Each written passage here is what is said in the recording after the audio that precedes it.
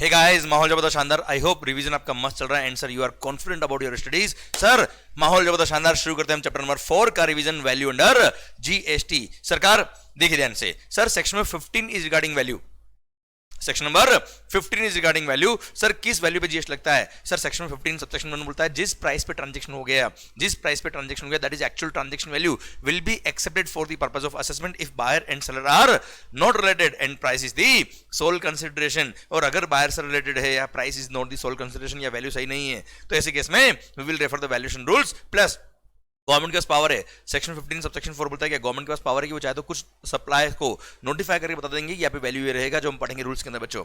अरे clear, done, okay. पर sir section 15 subsection 2 बोलता है क्या? ओ भाई, your actual transaction value shall include the following. First क्या है सर? सारे taxes, all taxes, levies, sir cess, surcharge, कोई भी किसी भी लॉ में अगर लग रहा है, जैसे मान लो तंबाकू जैसे खाते होंगे सर टोबैको पे एक्साइज लग रहा है मान लो, या किसी गुड्स पर म्युनिसिपल टैक्स दे रखा आपको, सर सारे टैक्सेस ऐड करो, उसके बाद जो सप्लाई आ रहा है, उसके बाद जो वैल्यू आ रहा है that is the value for the purpose of GST. Sir सारे टैक्सेस इंक्लूड करने except CGST, SGST, IGST, GST compensation cess और sir CGST, SGST, IGST, UTGST and GST compensation cess. मतलब कुल मिला के जीएसटी वाले टैक्सेस हटा दो, बाकी सारे टैक्सेस को वैल्यू में ऐड कर दीजिए। सर सेकंड बोलता है क्या?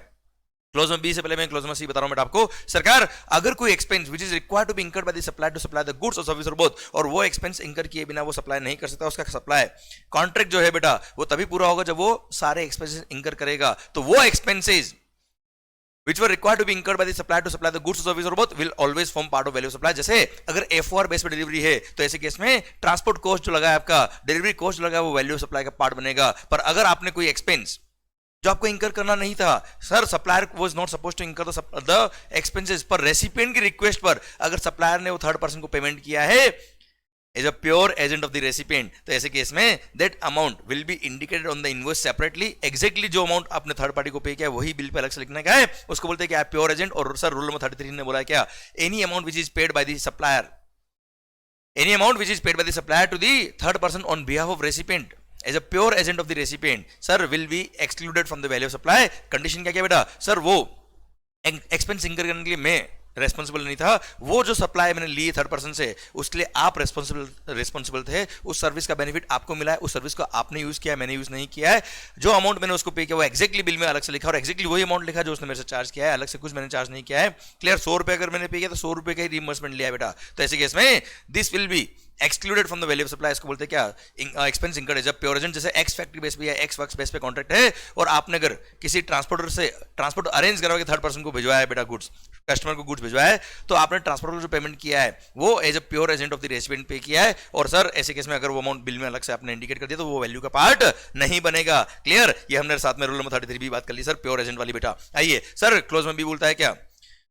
सेक्शन 15 सबसेक्शन 2 क्लोज में भी बोलता है बच्चों क्या? अगर कोई expense which the supplier was supposed to incur, which the supplier was supposed to incur, और रेसिपिएंट ने डायरेक्ट थर्ड पर्सन को पे कर दिया। जैसे F4 बेस पे डिलीवरी था और ट्रांसपोर्ट को पे करने की जिम्मेदारी किसकी थी बेटा? सप्लायर की थी, पर रेसिपिएंट ने ही डायरेक्ट ट्रांसपोर्ट को पे कर दिया, तो that will also form part of value of supply. मतलब अगर कोई expense which the supplier is supposed to incur और उसने इंकर किया और अगर खुद ने बिल में अलग से लिख के रिइंबर्समेंट लिखा तो वो वैल्यू में इंक्लूड होगा ही होगा, और अगर वो अमाउंट डायरेक्ट रेसिपिएंट ने थर्ड पर्सन को पे कर दिया तो वो भी वैल्यू में इंक्लूड होगा, उस पे भी जीएसटी लगेगा बच्चों। क्लियर? डन। फिर आता है क्या? क्लोज नंबर डी बोलता है क्या? अगर आपने over and above the price customer से interest, delayed payment charges, late payment fee etcetera कुछ भी रिकवरी किया है तो that will always form part of value supply. ध्यान रखिएगा बेटा, अगर आपने किसी को लोन दिया और लोन देने पर इंटरेस्ट अर्न किया तो interest is exempt from GST, पर अगर आपने किसी कस्टमर को जो गुड्स बेचा है या सर्विसेज बेची है उससे पेमेंट अगर लेट आया, उससे आपने इंटरेस्ट चार्ज किया है, डिलेड पेमेंट चार्जेस चार्ज किए, लेट पेमेंट फी चार्ज किया, तो वैल्यू ऑफ सप्लाई का पार्ट बनेगा। अच्छा, यहाँ गलती बच्चों से क्या होती है कि जो इंटरेस्ट का अमाउंट रिसीव हो रहा है, मान लो 10,000 रुपीज इंटरेस्ट रिसीव्ड, तो 10,000 को इंक्लूसिव जीएसटी मानने का बेटा ध्यान रखना।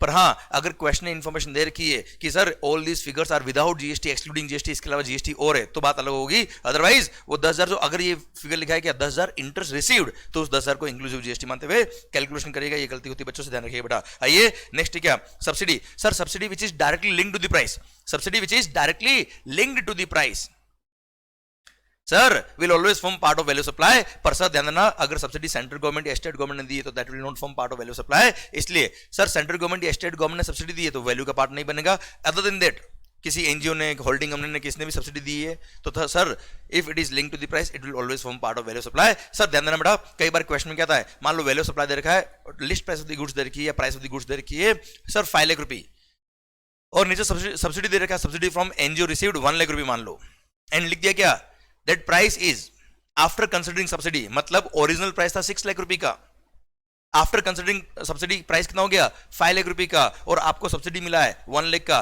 तो 1 लाख एनजीओ ने दिया है, will form part of value supply. पर अगर यही मतलब 6 लाख रुपए वैल्यू होता है इस केस में, पर अगर यही सेंट्रल गवर्नमेंट या स्टेट गवर्नमेंट ने आपको सब्सिडी दिया होता तो ऐसे केस में 5 lakh is the value supply. बेटा क्लियर माहौल? सरकार सेक्शन 15 सबसेक्शन 3 बोलता है कि वैल्यू में से क्या एक्सक्लूड करना है। सर दो आइटम है, फर्स्ट डिस्काउंट, सेकंड भी डिस्काउंट। फर्स्ट क्या है sir, at the time of supply itself, अगर आपने on the invoice, sir at the time of supply itself, sir आपने इनवॉइस पे ही डिस्काउंट लेस करके नेट वैल्यू चार्ज किया कस्टमर से, तो ऐसे केस में if discount is given at the time of supply itself which is recorded on the invoice, तो ऐसे केस में नेट वैल्यू पे जीएसटी लगेगा, जीएसटी डिस्काउंट को वैल्यू में से एक्सक्लूड करने का है। सेकंड, अगर पोस्ट सप्लाई डिस्काउंट दिया आपने, मतलब सर आपने सप्लाई तो एक बार कर दिया, कस्टमर से 1 लाख रुपए मान लो प्राइस है वो पूरा ले लिया, और बाद में आपने डिस्काउंट दिया, तो ऐसे केस में बाद में भी डिस्काउंट एक्सक्लूड हो जाएगा, मतलब क्रेडिट नोट इश्यू कर दोगे आप, और वो क्रेडिट नोट जितने का इश्यू किया उस पे जो जीएसटी का अमाउंट बनता है वो आपकी लायबिलिटी से कम हो जाएगा। पर कंडीशन क्या है, रेसिपिएंट ने उतना आईटीसी प्रोपोर्शनल आईटीसी रिवर्स किया होना चाहिए। सेकंड थिंग सर, सप्लायर ने जो क्रेडिट नोट इश्यू किया उसमें सर मल्टीपल इनवॉइसेस के लिए single credit note can be issued, पर वो सारे इनवॉइस नंबर उस क्रेडिट नोट में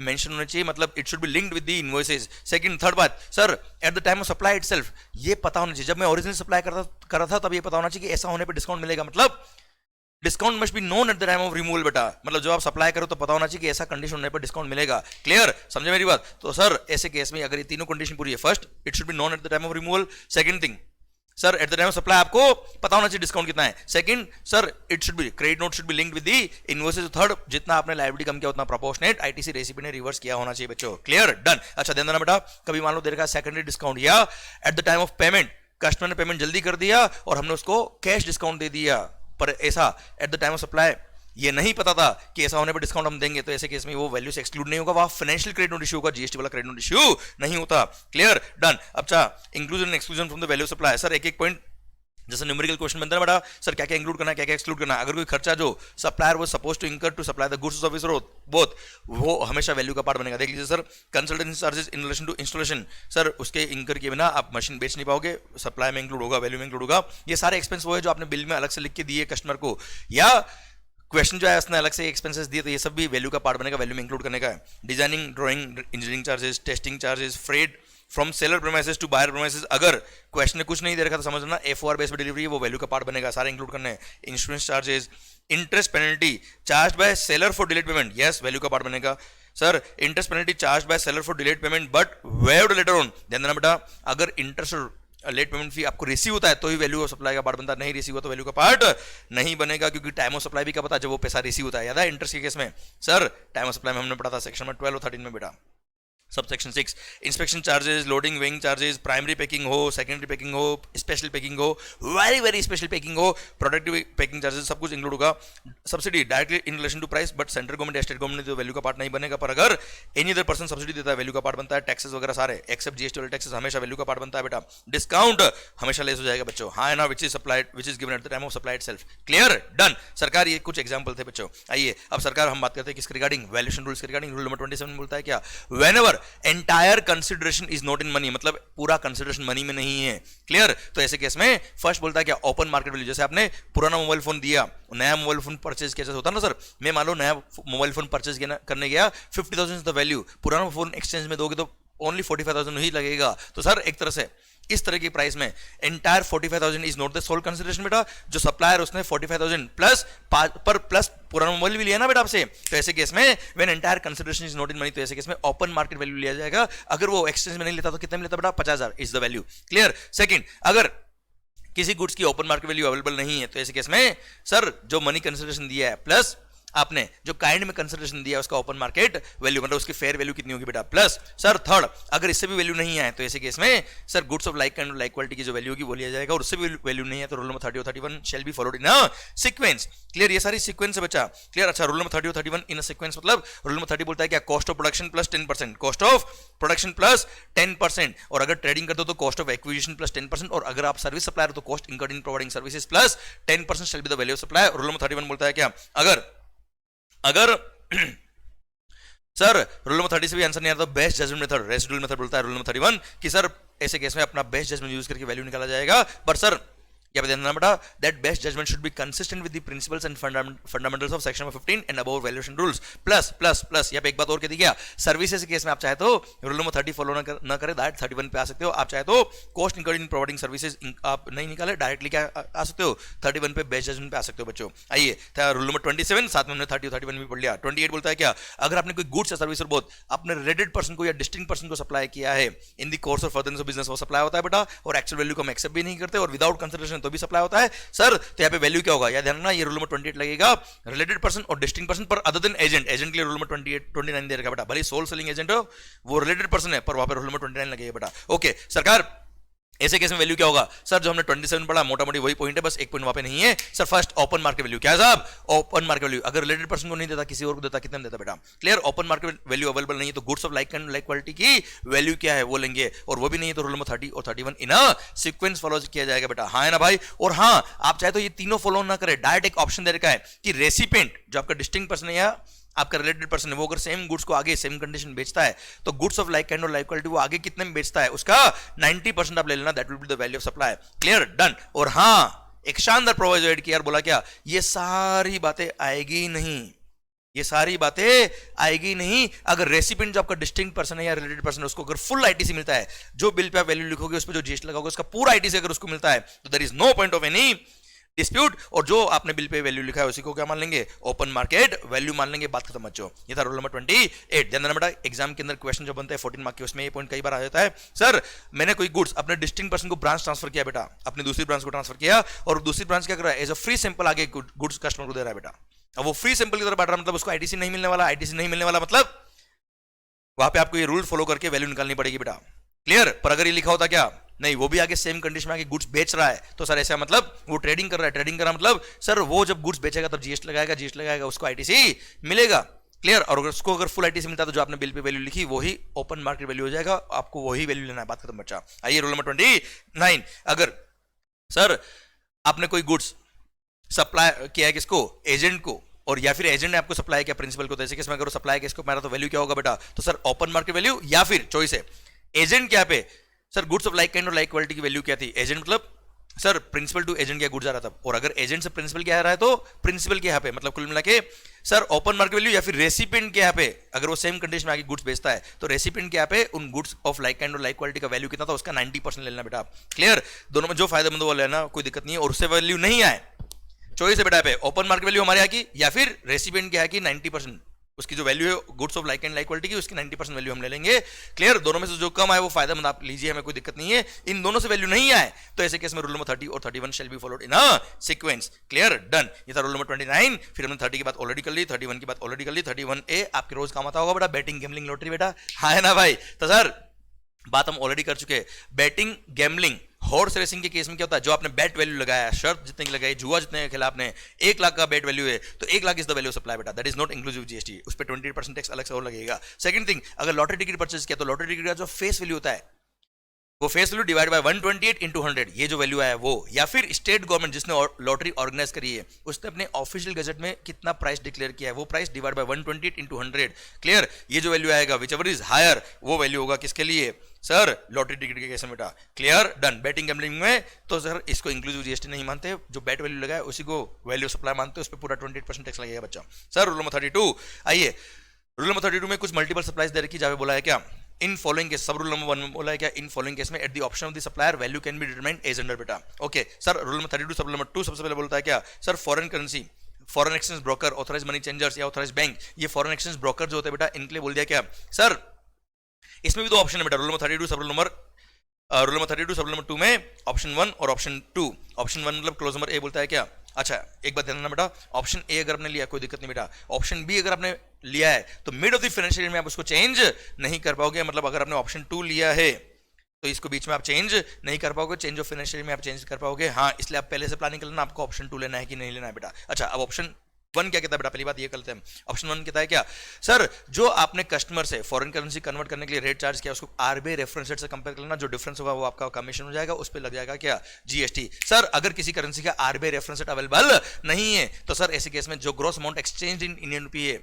सर उसका 1% shall be the value of supply. और अगर दोनों करेंसी में कोई भी करेंसी इंडियन रुपी नहीं है, मतलब सर डॉलर दिया पाउंड लिया, तो ऐसे केस में दोनों करेंसी का आर यूज करके आईएनआर में कन्वर्ट करेंगे, दोनों में जो कम अमाउंट आएगा उसका 1% shall be the value of supply. ये rule number 32 sub rule number 2 clause number A खत्म होता है। अब option number 1 clear. Clause number B बोलता है क्या, सर आप चाहो तो ये ऑप्शन ले सकते हो, ये ऑप्शन लिया तो मिड ऑफ द फाइनेंशियल में आप इसको चेंज नहीं कर पाएंगे। फर्स्ट बोलता है, इसमें क्या बोलता है, स्लैब दिया हुआ बेटा पर ट्रांजेक्शन देखना, अगर gross amount exchange in INR is up to ₹1 lakh, तो sir 1% of the gross amount exchange in INR is the value of supply subject to minimum ₹250 बेटा। और अगर 1 लाख से ऊपर आपका पर ट्रांजेक्शन जो gross amount exchange in INR 1 lakh से ऊपर का है, तो ऐसे केस में फर्स्ट 1 लाख पे तो 1% के हिसाब से 1000 होगा ही होगा, उससे ऊपर जितना भी है उसका हाफ मतलब 0.5% of the gross amount exchange बेटा। क्लियर। पर वो भी 10 लाख तक बेटा, 10 लाख से ऊपर अगर आपका जा रहा है तो 10 लाख तक तो फर्स्ट 1 लाख पे तो 1000 हो ही गया बेटा।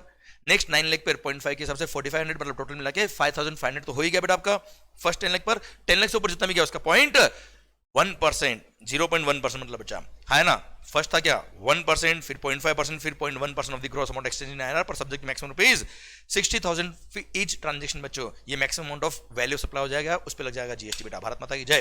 Clear done. आइए rule number 32 sub rule number 3 बोलता है क्या, sir in case of air travel agent, in case of air travel agent sir domestic flight book कराई है, तो सर डोमेस्टिक फ्लाइट का टिकट अगर हमने एजेंट के थ्रू बुक करा तो एजेंट के लिए जो बेसिक एयर फेयर उसका 5% is the value of supply, और इंटरनेशनल फ्लाइट के केस में 10% of the basic air fare is the value of supply बेटा। हाँ है ना भाई। Clear done. Basic air fare का 10% इंटरनेशनल फ्लाइट के केस में, डोमेस्टिक फ्लाइट के केस में 5%। और हाँ अगर उसका एक्चुअल कमीशन कम है तो वो चाहे तो एक्चुअल कमीशन फॉलो करे, हमें कोई दिक्कत वाली बात नहीं है, क्योंकि रूल नंबर 32 में जितनी भी पॉइंट पड़ रहे हैं सब ऑप्शनल स्कीम में है। आइए sir rule number 32 sub rule number 4 बोलता है क्या, in case of life insurance, life insurance के केस में अगर पूरी पॉलिसी प्योरली रिस्क कवर की है, प्योरली लाइफ इंश्योरेंस, तो पूरा entire amount of premium is the value of supply. पर अगर पॉलिसी इंश्योरेंस कम इन्वेस्टमेंट स्कीम है, पॉलिसी क्या है इन्वेस्टमेंट कम इंश्योरेंस स्कीम अगर है जिसके अंदर इंश्योरेंस का अमाउंट भी और इन्वेस्टमेंट का अमाउंट भी, तो ऐसे केस में सर फर्स्ट ईयर में 25% of the gross amount of premium is the value of supply, second and subsequent year में उसका हाफ मतलब 12.5% of the gross amount of premium is the value of supply. और अगर single premium policy है, क्या मालिक single premium